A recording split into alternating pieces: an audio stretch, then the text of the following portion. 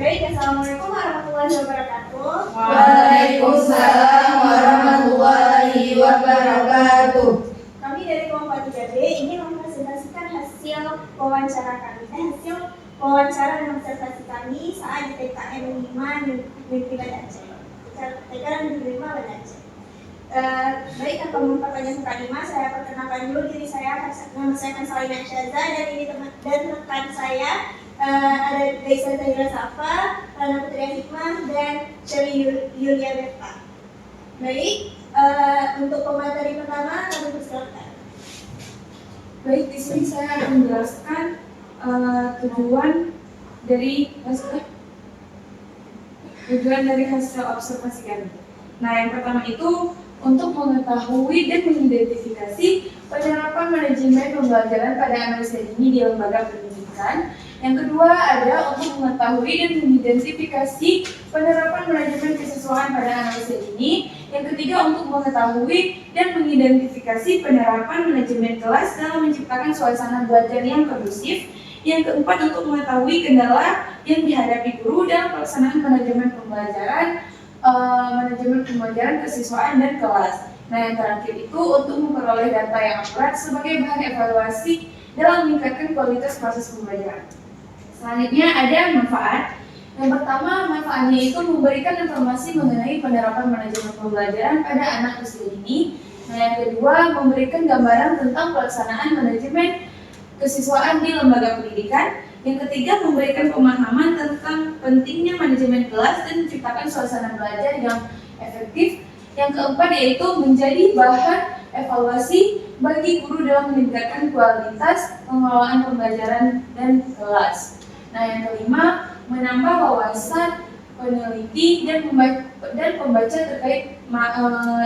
terkait pendidikan anak usia dini.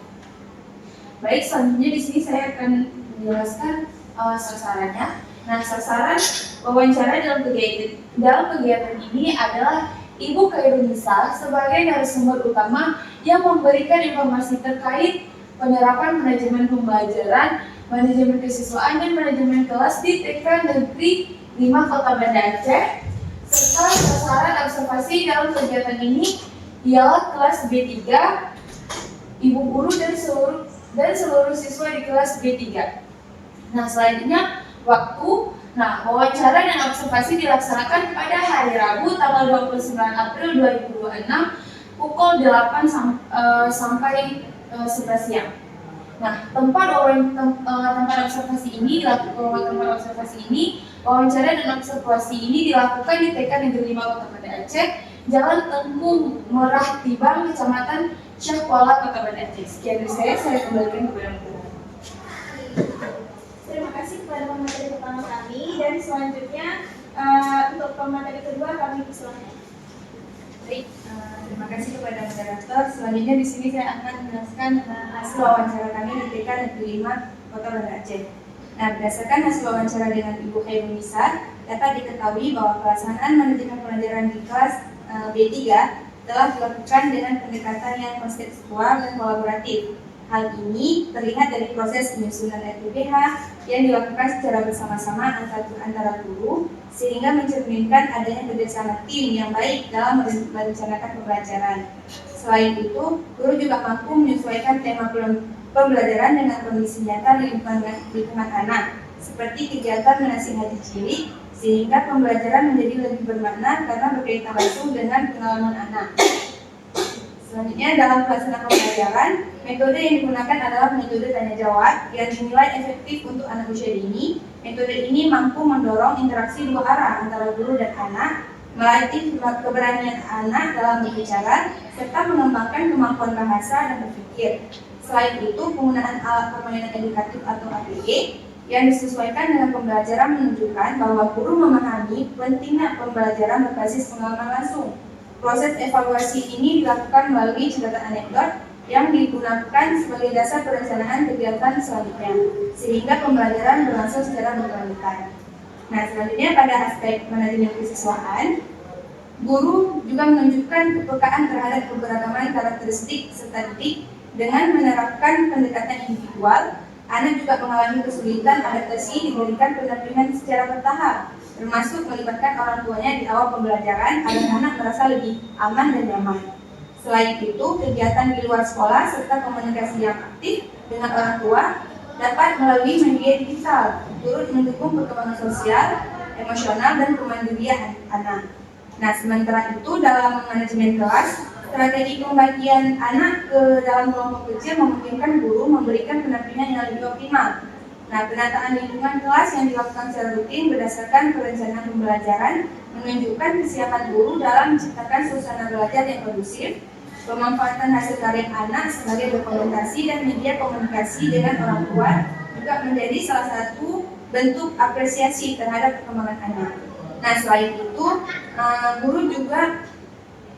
itu sikap guru yang ceria juga dan tidak mudah marah menjadi faktor penting dalam menciptakan suasana kelas yang nyaman dan menyenangkan bagi anak. Baik, sekian dari saya kembalikan kepada moderator. Baik, terima kasih kepada pemateri kedua kami. Selanjutnya untuk pemateri ketiga kami persilakan. Baik, selanjutnya saya akan menjelaskan hasil observasinya.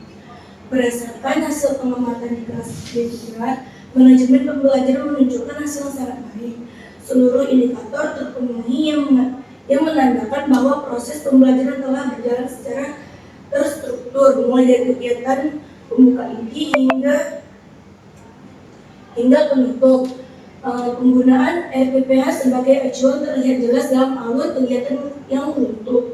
Didukung metode tanya jawab, penggunaan APE yang sesuai tema serta penilaian melalui catatan anekdot. Variasi APE yang diganti setiap hari membuat pembelajaran lebih menarik dan tidak monoton, sehingga mendukung pembelajaran yang berpusat pada anak. Pada aspek manajemen kesiswaan, sebagian besar indikator juga terpenuhi. Guru terlihat aktif memperhatikan perkembangan individu anak dan responsif terhadap kebutuhan mereka. Interaksi sosial anak berjalan dengan baik melalui pengelompokan yang sesuai, namun masih terdapat beberapa anak yang perlu diingatkan dalam hal kedisiplinan. Hal ini wajar pada anak usia dini, sehingga diperlukan pembiasaan yang konsisten untuk membentuk perilaku disiplin. Sementara itu, pada manajemen kelas, sebagian besar indikator menunjukkan hasil positif. Lingkungan kelas tertata rapi, bersih, dan nyaman, serta suasana belajar kondusif berkat sikap guru yang ramah dan ceria. Pengelolaan kelas dilakukan dengan pendekatan positif seperti penguatan dan pengalihan perhatian. Namun terdapat kendala pada pengelolaan waktu, khususnya saat transit kegiatan yang terkadang berlangsung lebih lama. Hal ini dapat diatasi dengan strategi yang lebih terstruktur seperti penggunaan isyarat atau lagu sebagai penanda pergantian aktivitas. Baik, saya kembalikan kepada moderator. Baik, terima kasih kepada pemateri ketiga kami, dan yang terakhir adalah kesimpulan yang akan saya sampaikan sendiri. Berdasarkan hasil observasi dan wawancara kami di kelas 3B TK Negeri 5 Banda Aceh, 3 aspek manajemen, yaitu manajemen kesiswaan, manajemen pembelajaran, manajemen kelas, telah berjalan dengan baik dan saling mendukung. Manajemen pembelajaran ditandai dengan perencanaan kolaboratif, pemilihan tema yang kontekstual, penggunaan APE yang konsisten, serta evaluasi melalui catatan anekdot. Pada manajemen kesiswaan, guru menerapkan pendekatan yang berpusat kepada anak melalui pendampingan yang bertahap, keterlibatan orang tua, dan kegiatan yang berbasis pengalaman nyata. Sementara itu, manajemen kelas menunjukkan keunggulan dalam pembagian kelompok kecil, penataan lingkungan yang terencana, serta apresiasi terhadap hasil karya anak. Namun, masih terdapat beberapa hal yang perlu ditingkatkan, seperti penguatan kerjasama dan kedisiplinan anak. Pengelolaan waktu, terutama transisi kegiatan belajar, serta pemenuhan sarana pembelajaran seperti TV digital untuk mendukung pembelajaran yang lebih interaktif lagi. Sekian dari kami.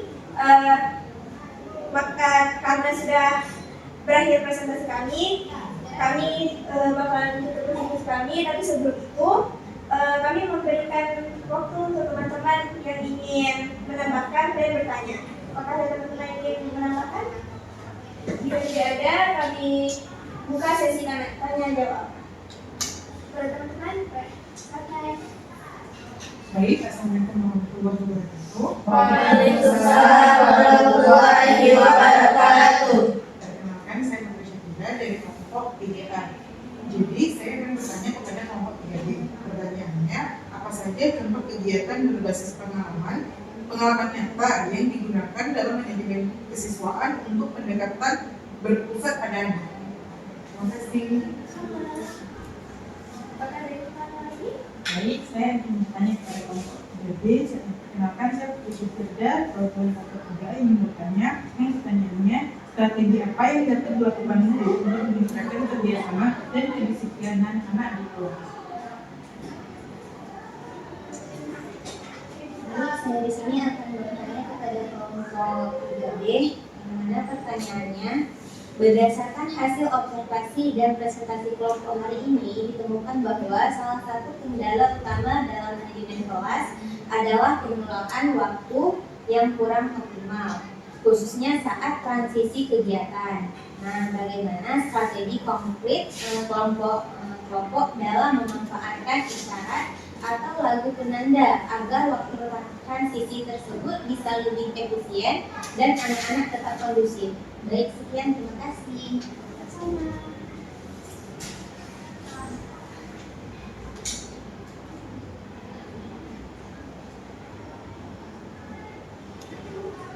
Baik, di sini saya Juida akan bertanya kepada kelompok 3B, di mana pertanyaannya, dari hasil wawancara terdapat bahwa metode tanya jawab yang paling efektif. Nah, bagaimana jika seorang guru bertanya ke anak, tapi anaknya malu untuk menjawab? Padahal jawabannya sudah ada di pikirannya. Apa cara yang paling efektif agar anak bisa berbicara leluasa dan juga menjawab pertanyaan semua itu? Baik, terima kasih kepada teman-teman yang sudah bertanya kepada kami. Maka dari itu izinkan kami mendiskusikan jawaban sebentar.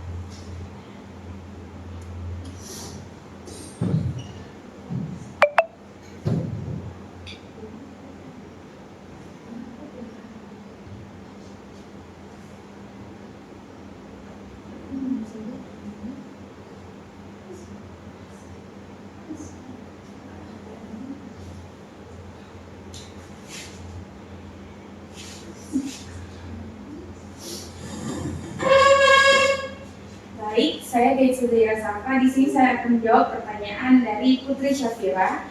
Nah, pertanyaannya, apa saja contoh kegiatan yang berbasis pengalaman nyata yang digunakan dalam manajemen kesiswaan untuk pendekatan berpusat pada anak?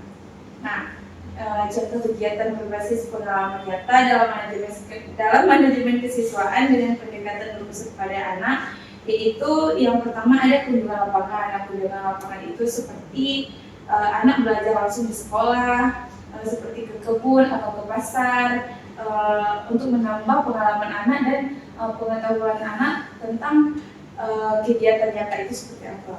Nah, yang kedua itu ada proyek kelompok. Nah, proyek kelompok ini anak bekerja sama menyelesaikan tugas bersama teman-teman sehingga belajar tanggung jawab dan kerjasama dan atau saling menghargai antara temannya. Nah, selanjutnya bermain peran. Nah, anak di sini memainkan peran profesi, misalnya seperti peran dokter-dokteran, pemadam kebakaran, polisi, seperti itu. Nah, di sini anak tentu melatih komunikasi dan imajinasinya. Nah, selanjutnya ada berkebun. Nah, anak menanam dan merawat tanaman agar belajar peduli lingkungan atau disiplin. Selanjutnya ada market day. Anak belajar jual beli sederhana, misalnya anak bermain jual-jualan dengan teman-temannya, misalnya kayak nanti temannya yang jual, dia yang beli, seperti itu.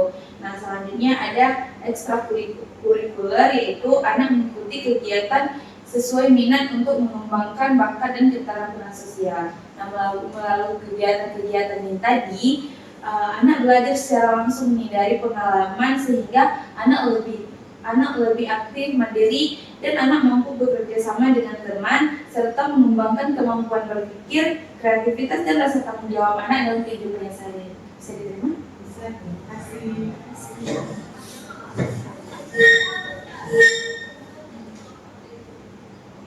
Baik, di sini saya akan menjawab pertanyaan dari Emma Suka. Yang pertanyaannya adalah bagaimana strategi konflik kelompok Anda dalam memanfaatkan isyarat atau lagu sebagai penanda agar waktu transisi tersebut bisa lebih efisien dan anak-anak tetap kondusif. Jawaban dari saya atau dari kelompok kami, dari hasil diskusi kami, jadi strategi konkret yang dapat kami lakukan untuk mengatasi kendala pengelolaan waktu itu, dengan yang pertama itu bisa dengan isyarat visual, ada verbal juga, dan ada lagu juga. Nah, sebagai penanda yang konsisten, sebelum transisi dimulai, guru 5 menit sebelumnya bisa mengingatkan anak-anak bahwa misalnya 5 menit lagi kita akan bermain permainan yang lain atau mengganti ke pembelajaran yang lain.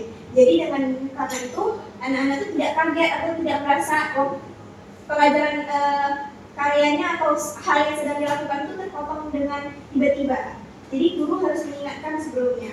Nah, itu harus dibiasakan dan dikonsistenkan gitu, agar anak-anak itu dapat membentuk kebiasaan yang kalau misalnya guru sudah mengingatkan, dia langsung menyiapkan apa yang sedang dia kerjakan dan tidak menunda lagi. Nah, yang kedua bisa juga dengan lagu transisi singkat yang mudah diingat anak. Misalnya seperti lagu merapikan mainan atau lagu baris berbaris gitu. Ketika lagu diputar atau dinyanyikan, anak-anak itu dapat memahami bahwa seharusnya mereka mengerjakan aktivitasnya dan mengikuti instruksi berikutnya. Jadi kayak penggunaan lagu yang sama secara berulang-ulang itu dapat membentuk kebiasaan. Jadi ketika anak mendengar lagu itu dinyanyikan atau diputar, dia langsung mengerjakan ini dia. Jadi waktu transisinya nanti tidak lebih molor lagi. Nah, terakhir juga bisa dari isyarat non-verbal. Misalnya seperti tepuk tangan atau pola tertentu yang bisa, atau bunyi bel juga bisa, atau dari kartu gambar juga yang menunjukkan kegiatan selanjutnya. Jadi dengan itu anak tahu selanjutnya kita bakalan ganti ke pembelajaran yang lain. Sekian dari saya, apakah bisa diterima? Bisa, terima kasih. Sama.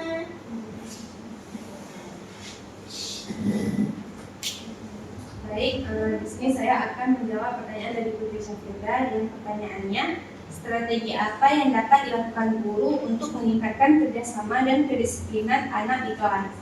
Nah, dari hasil diskusi kami berdasarkan hasil observasi dan wawancara di TK Negeri 5 Kota Banda Aceh, Strategi yang dapat dilakukan guru untuk meningkatkan kerjasama dan kedisiplinan anak di kelas adalah dengan membagikan anak ke dalam kelompok-kelompok kecil. Seperti di kelas TKB 3 itu siswanya itu berjumlah 30 anak dan gurunya ada 3. Jadi setiap guru setiap dalam kelasnya itu dibagi 3 kelompok dengan anaknya 10 orang masing-masing guru. Jadi totalnya 30 orang. Jadi setiap satu kelompok itu 10 orang, 10 orang. Jadi agar mereka itu terbiasa bekerjasama dengan teman-temannya, bisa saling berbagi bahan dan alat yang mereka gunakan, dan bisa juga berinteraksi bersama guru dan juga saling membantu dalam kegiatan pembelajaran. Nah, selain itu, guru juga perlu menerapkan pembiasaan yang konsisten terhadap aturan kelas sehingga anak itu dapat memahami dan menjalankan perilaku disiplin secara bertahap. Nah, kemudian guru juga dapat menggunakan pendekatan yang positif seperti memberikan penguatan atau pujian kepada anak atas perilaku yang mereka lakukan, serta juga mengalihkan perhatian anak ketika mulai mereka itu tidak fokus. Nah, kemudian sikap guru yang hangat, ceria dan tidak mudah marah itu turut menciptakan suasana belajar yang nyaman dan kondusif sehingga anak lebih mudah mengikuti aturan dan menjalin kerjasama dengan teman-temannya. Nah, dengan strategi tersebut, kerjasama dan kedisiplinan anak dapat berkembang secara optimal. Apakah bisa diterima? Bisa, Terima kasih. Baik, saya Sri akan membuat pertanyaan dari yang adalah di hasil wawancara terdapat bahwa metode yang kuat dan efektif. Yang bagaimana jika seorang guru bertanya ke anak tapi belum menjawab padahal jawabannya sudah ada di pikirannya? Apa cara yang paling efektif agar anak bisa berbicara leluasan dan menjawab pertanyaan? Cara paling efektifnya adalah ciptakan rasa aman dulu sebelum memaksa anak bicara. Guru bisa pakai metode tanya jawab yang lembut tanpa menekan. Misalnya beri waktu berpikir lebih lama, lalu ajak anak menjawab lewat bisikan dari guru atau teman dekat guru. Suasana kelas yang hangat dan leluas ini bikin anak merasa beban. Apalagi kalau guru sering kasih pujian spesifik dan stiker bintang setiap kali anak berani bicara. Sekecil apapun jawabannya, lama-lama anak terbiasa dan rasa malunya berkurang karena dia belajar bahwa pendapatnya dihargai. Strategi yang lain bagus adalah mulai dari kegiatan kelompok kecil atau show and tell. Di kelompok kecil anak lebih berani karena tekanan sosialnya rendah. Apakah teman sudah? Terima kasih. Karena semua pertanyaan dari teman-teman sudah terjawab, maka berakhir pula presentasi kami hari ini. Terima kasih kepada teman-teman sudah menyimak presentasi kami dan kami mohon maaf bila ada salah kata dan perbuatan selama presentasi. Kami tutup presentasi kami dengan Assalamualaikum warahmatullahi wabarakatuh. Waalaikumsalam warahmatullahi wabarakatuh.